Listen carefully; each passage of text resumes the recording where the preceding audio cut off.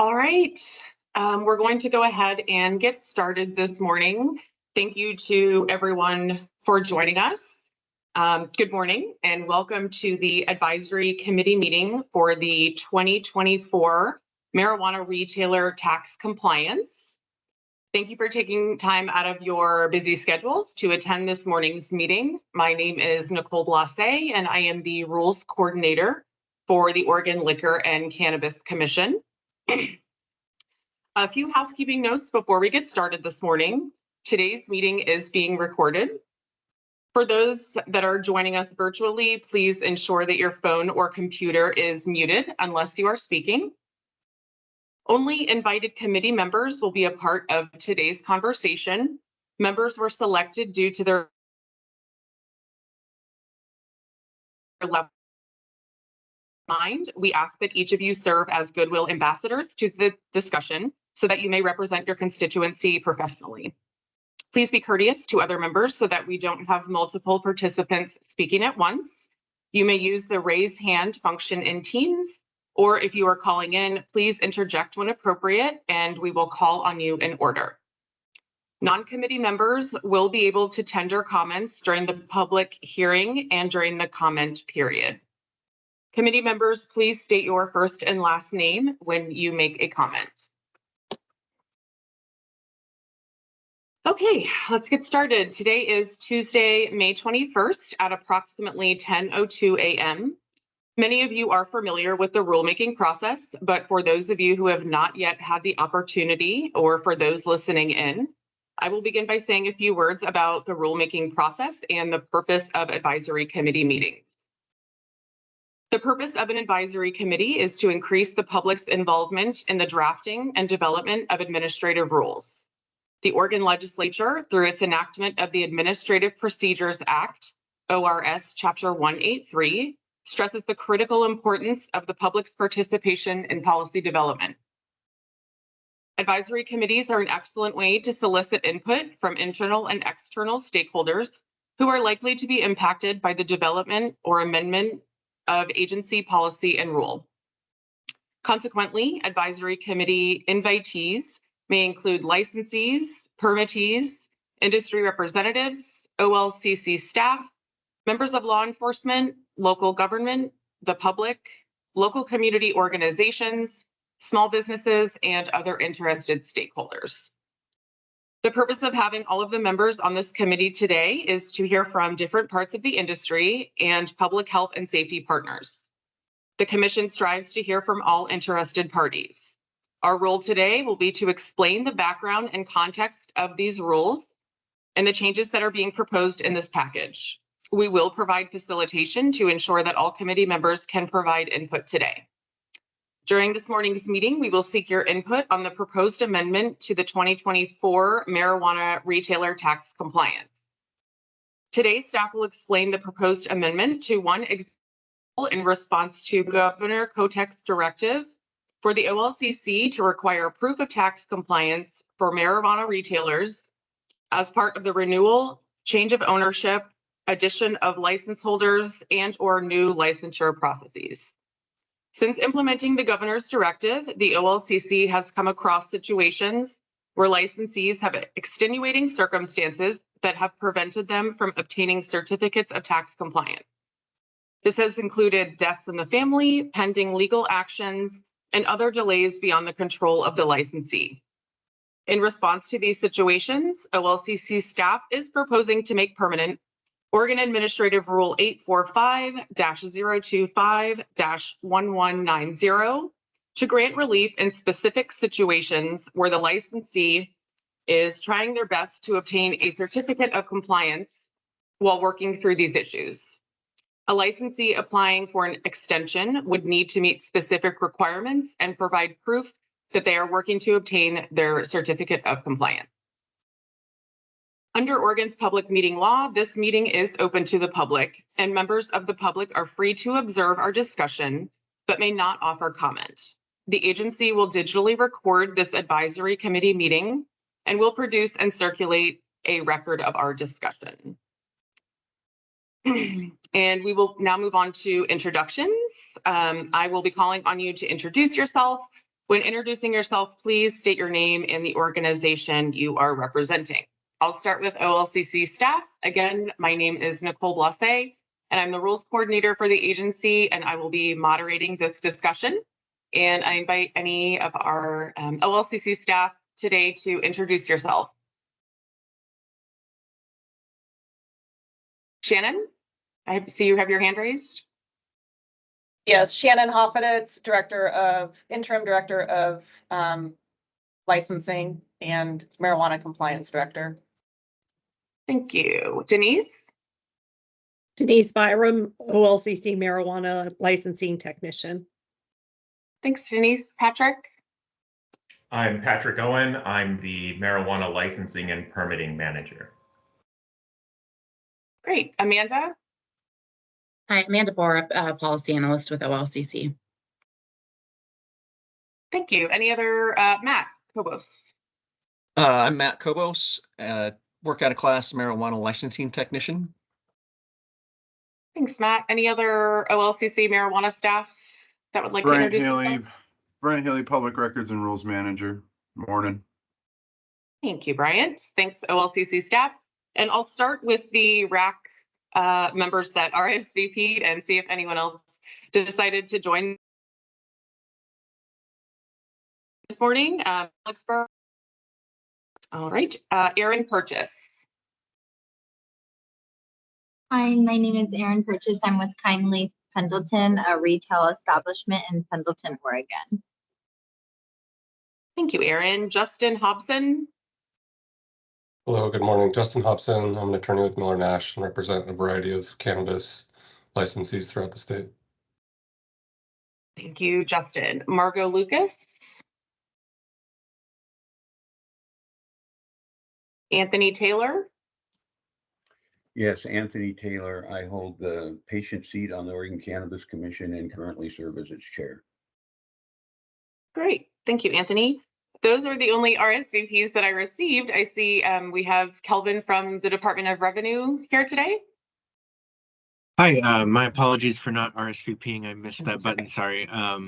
So Kelvin Adkins Helgeson, policy analyst, Department of Revenue. Thank you, Kelvin. I see Alex has just joined us. Alex? I did RSVP, Alex Berger, Emerge Law Group. Yes, thank you, Alex. Are there any other RAC members that are on the call today?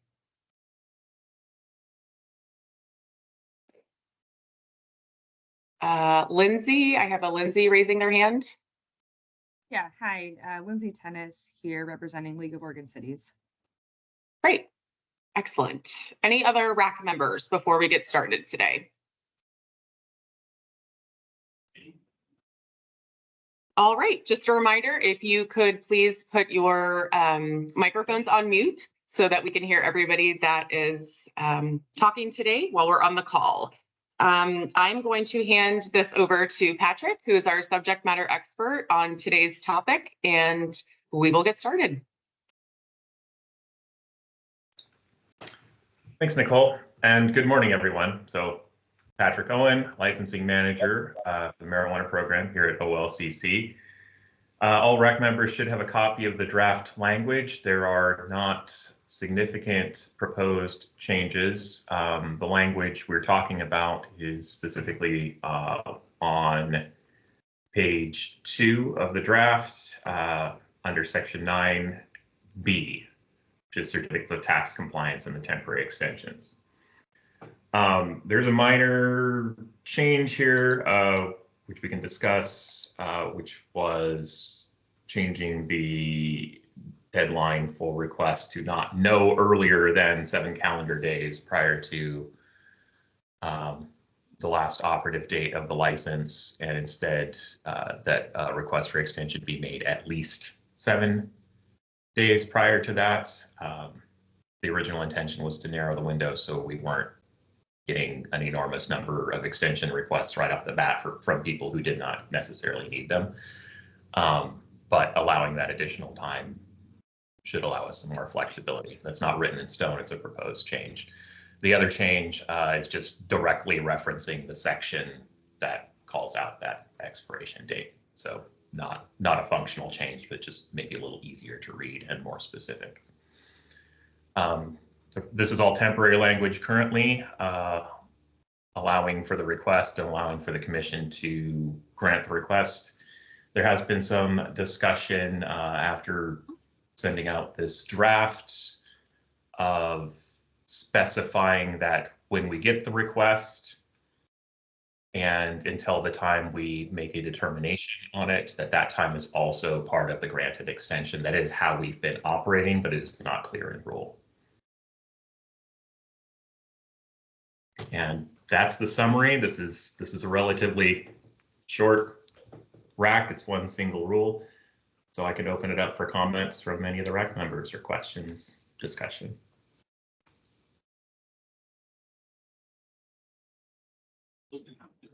Alex, go ahead.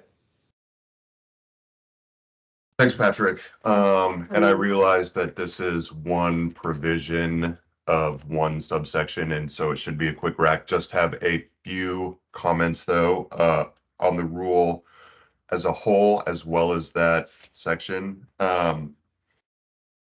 Section 6A, which says that, you know, if a renewal application is not submitted within 30 days, that the applicant or that the licensee may submit a new application, including application fee, license fee, etc. Those applications will all be inactivated, right? So might want to include something in the rule language so people aren't applying.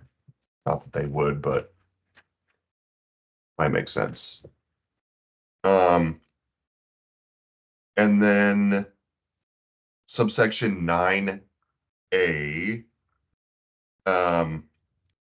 it always seemed to me that it made more sense for the 90-day timeline for the tax compliance certificates should be 90 days prior to the submittal of the renewal, not necessarily the expiration date of the license, just because a lot of folks apply early. And many applicants with multiple licenses might want to be able to reuse a TCC that would be valid during the application window, the 90-day application window, but not necessarily on the expiration date. And so it seems just to make more sense. And the OLCC often approves renewals prior to the expiration date. So it would just seem to me to be more efficient and make more sense to have the 90-day window for validity to be from submittal of the application rather than the expiration date. Can I ask for clarification on what you're talking about there, Alex? Sure. So 9A, that's requiring, the intent here is that's requiring a retailer licensee to submit their tax compliance certificates at least, so as part of, ideally as part of their renewal application, 90 days prior to the expiration date. That is, the certificate has to be issued no earlier than 90 days prior to the expiration date. So, right. Are you? I'm saying it makes more sense to have the TCC be issued no earlier than 90 days prior to the submittal, the applicant's submittal of the renewal application, right? Because they can submit a renewal application 90 days prior to the expiration date anyway. I see what you're saying. Okay, thank you for helping me grasp. Sure. And then just a couple of quick comments. I don't want to monopolize the conversation. Getting to the meat of, let's see, 9 sub B large B. I support, Owen, what you were saying before, the discussion that while one of these extensions is pending, that the licensee can continue to operate until a decision is made. I think that makes total sense, especially since my understanding is that the committee that considers these only meet like once a month or something like that. So the ability to continue to operate so long as they get the the licensee gets the extension application in at least 7 calendar days prior to the expiration date, I think is great. I would suggest that in rule OLCC also notify the applicant of the pending 90-day expiration date so they know to get the application in at least 7 days ahead of time. So I don't know, maybe, I don't know, 14 days prior to the expiration, maybe with the initial 90-day temporary authority to operate after expiration, just some notification that they are approaching this, what could be a pretty detrimental 7-day deadline. And then last comment is,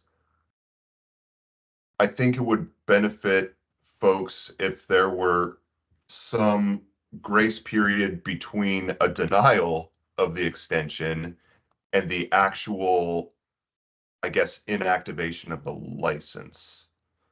So that, even if they can't operate, they could have an opportunity to sell their business. It's not always due to malfeasance on the licensee side that they cannot ultimately be compliant, especially in this environment these days with cannabis. So those are my thoughts. Thank you.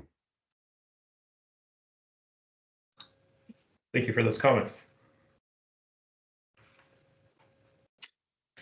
Is there anybody else that would like to provide comment or feedback today? Justin. Great, thank you. So I'll echo what Alex had said. A couple of comments. One was just, excuse me, does it make sense to have a fixed cap of a 90-day extension? Depending on the circumstances, it might give some benefit to extending it beyond the 90-day period if there continues to be a reasonable cause. So is there a situation in which a death in the family or some other unforeseen circumstance where it makes sense to give the commission authority by rule to extend beyond the 90-day period? I don't know if those exist, but it's just something I thought of when going through. And then Nicole, you had mentioned just kind of a death in the family and kind of as being an example of something that you've come across. And looking at Romanet 1, 2, and 3, and 9B, Cap B, there's the Romanet 3, there's evidence that the retail licensee is compliant. And in those types of circumstances where there is, I'll just use reasonable cause because it's a term that's used a lot in the tax world. You might not be compliant, but you're making kind of those efforts to become compliant. And I think that's the spirit of those 3 different Romanets. And it's not clear because of that conjunctive and as in terms of the evidence, sort of what the licensee is trying to establish or what they need to establish before the commission will grant that extension. I sort of agree that each of those items are sort of the relevant factors, but it just sort of says as a minimum, you must include all of these things, but it seems like what we're trying to establish is some form of reasonable cause for failing to get that tax compliance certificate and then being granted that temporary period.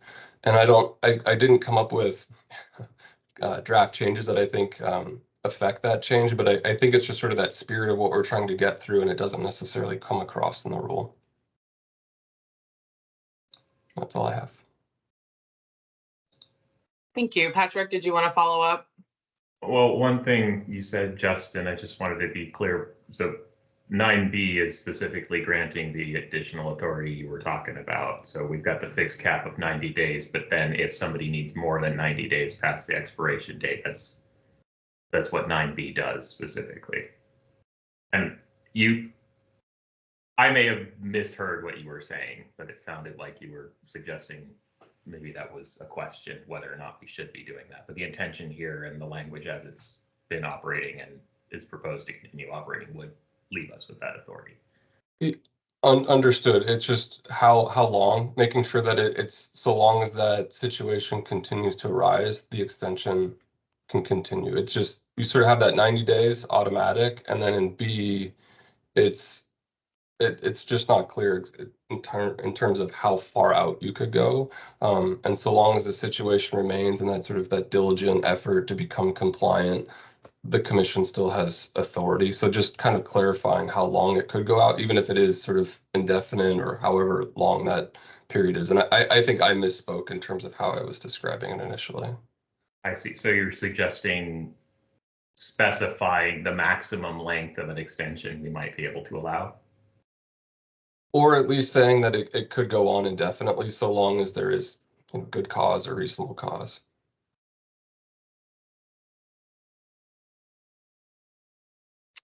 All right, thanks, Justin. Next, I have Erin Purchase with their hand raised.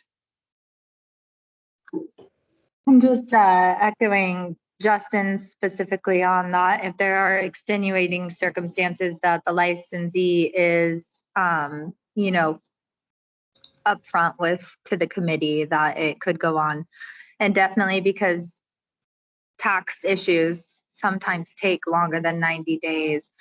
And I think if the licensee is in good faith, especially with the majority of their actions with the committee, yet they're just having one little hiccup with the tax compliance, maybe it's for a personal reason, like we've talked about, death or something else. I think it's important that the committee has the opportunity, case by case basis, to go on with extensions until the matter is taken care of, or the licensee shows that they are no longer taking care of the matter at all.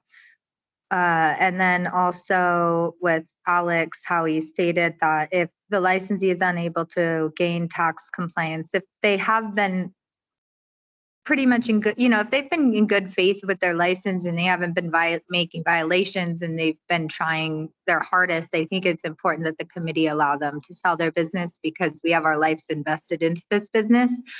And if we can't gain tax compliance, most likely financially, there's some struggle which happens in this industry due to the nature of the laws. And I think it's important that we have a little compassion, at least try to allow them to sell their businesses. So as a licensee and an owner of a business here in Oregon, I just wanted to say that that's kind of what I echoed in my support.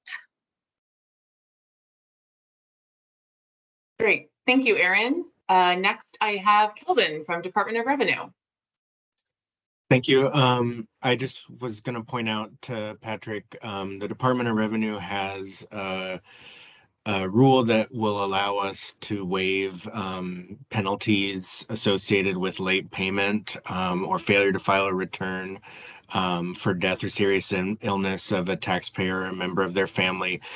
So that's something that the Department of Revenue would also take into account in sort of assessing, penalties associated with late payment or late filing of returns.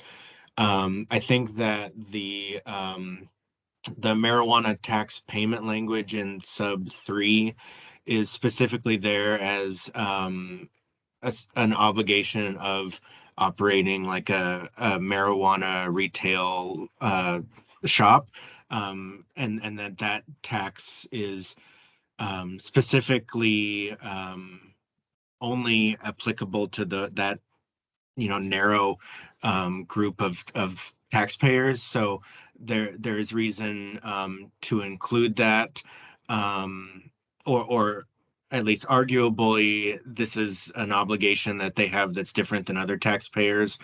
So an indefinite extension where they wouldn't necessarily need to demonstrate that they were complying with this specific tax. Indefinite sort of means it could continue for a long time, where the 90 days is basically one filing period that they would be allowed to continue to operate. And then this case by case one, if it's indefinite, is it years where they don't have to demonstrate payment? So if something's made indefinite, it's unclear whether they would be complying with that. But generally, the discussion we've had, like the department and wouldn't have objections to clarifying those types of situations where an additional extension is necessary, especially for non-marijuana tax programs.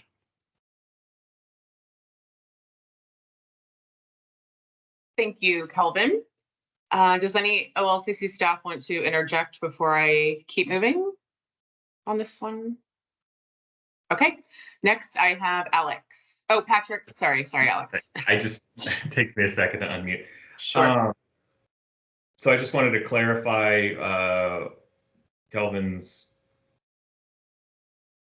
statement. So is the suggestion if on a case-by-case, if we're doing it on a case-by-case basis and allowing additional or longer term extensions, that we have some periodic or repeated review of the marijuana retail tax? So I believe that that's a reasonable requirement for continued operation for a retailer specifically, but there are other reasonable ways to achieve similar goals, perhaps. I think the marijuana tax is a trust tax collected by a retailer from their customers. So the customers are ultimately paying it. And if the retailer is continuing to operate and continuing to collect this tax from the customers, I believe it's reasonable for them to continue to make those deposits with the department as they continue to attempt to achieve compliance with previously unpaid taxes and or unfiled returns. Thank you, Patrick and Kelvin. Alex Berger, you are up next. Thanks. Just addressing Justin, Aaron, and now Kelvin's comments. It seems, first of all, I mean, there's no, as Patrick pointed out, there's no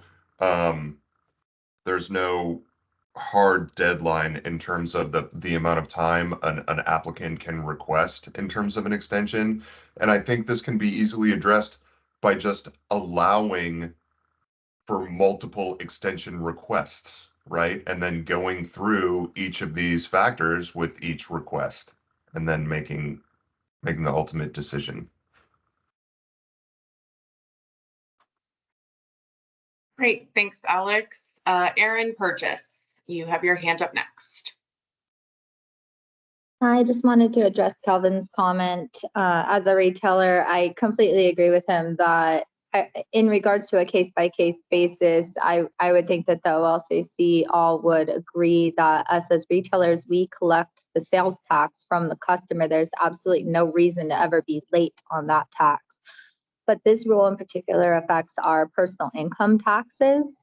And most of our dispensaries, I mean, a lot of them are corporations, and personal income tax consists of outside businesses and entities that we own that have absolutely no relation to our dispensary, yet they're now tied in because of the tax compliance. And sometimes there are hiccups in other people's personal lives that have nothing to do with the dispensary. And that's what I think is important for the indefinite case-by-case basis. I don't know if there's a way to write it in or whatever, if it's going to be listened to, but as an opinion from a retailer, I would never be late on my sales tax. I collect that and send it right to the state. But I have, multiple business owners in my dispensary, and it's a corporation. We all own outside businesses. There could definitely be a hiccup sometime along the way that might take longer than 90 days. Yeah, I would never ask for a case-by-case basis on the sales tax that I collected directly from the customer, as that's being, basically we are a trust in between us and the state. That's never our money to spend. So I just wanted to voice my opinion on that.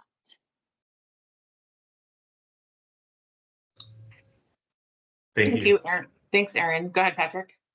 I was just thanking Aaron, that's all. Sorry. Thanks. Thank you, Aaron, and thank you, Patrick. Next, I have Justin with his hand raised. Thank you again, Justin Hobbs and Miller Nash. Just sort of one point of clarification on the sales tax component. I can just envision, and maybe this is just a lawyer in me, situations where due to fire, theft, some other kind of outside occurrence where cash has been withheld for sales tax payments and then situations outside the control of the licensee, that cash goes poof and it becomes materially difficult. There's insurance claims or something else that's jeopardizing the licensee's ability to actually remit that withheld cash to the state.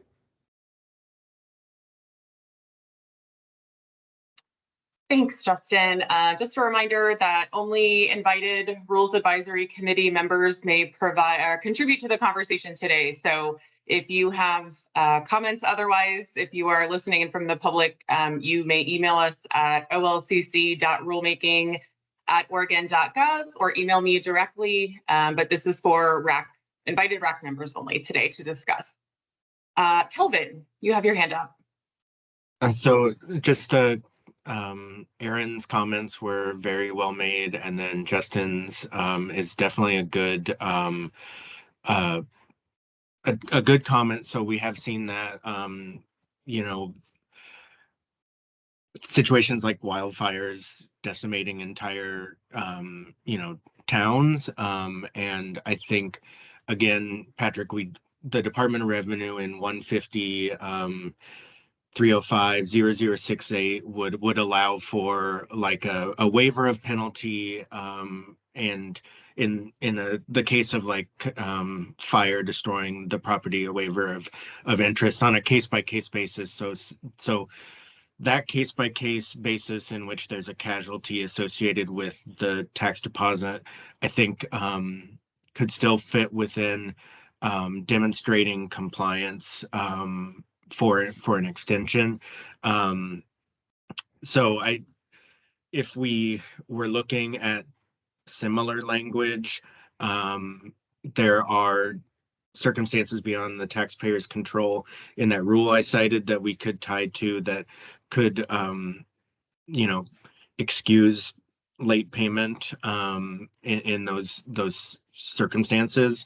But that generally, if a business is continuing to operate, the expectation that they continue to make those deposits is, I think, reasonable, and giving the commission on a case-by-case basis the ability to say, yeah, they're doing what they can under these circumstances, which the department would accept to waive any late penalty. That seems like a reasonable suggestion.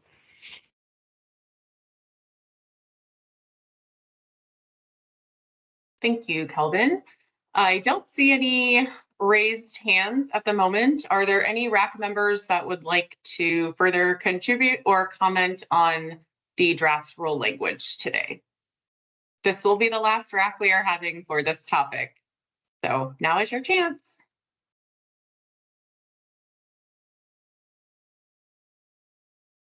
All right, are there any OLCC staff that would like to add anything for the RAC today before we start to conclude? Denise? I just wanted to ask Calvin. Calvin, can you give me that rule number that you were talking about waiving penalties, just so I've got it again? Yeah, it's one that I know off the back of my hand. So it's 150 305-0068. And that lists the circumstances beyond their control, and they are not limited to those, but those are examples of circumstances which we would waive penalty. Okay, thank you. So I think what we could do here is possibly provide some examples within rule of what we accept as evidence of compliance and could either cross-reference or at least linguistically reference to whatever that waiver is, just to make it clear and use including but not limited to. So we specify we will accept these things, we may accept other things. All right, thank you. Anybody else? Final comments? Okay, and I did send out the fiscal impact statement questionnaire to all of the RAC members. Does anybody have any comment on the fiscal that they'd like to discuss here? Okay, we will give you until the end of the week, this Friday, May 24th, to submit that if you decide you have some additional comments. You can send that to olcc.rulemaking@oregon.gov. That is in the chat, or you can contact me directly, as always. Any last comments, questions, concerns before we conclude today? All right. Well, on behalf of the OLCC, I would like to thank our panelists today for providing their expertise on these issues. A notice of public hearing will be issued in the coming weeks, which will allow for interested parties to provide testimony or submit written comment. And as always, if you need more information, please visit our website or email olcc.rulemaking@oregon.gov. And I thank everyone again for joining, and have a wonderful rest of your morning. Thank you. Thank you, everyone. Take care.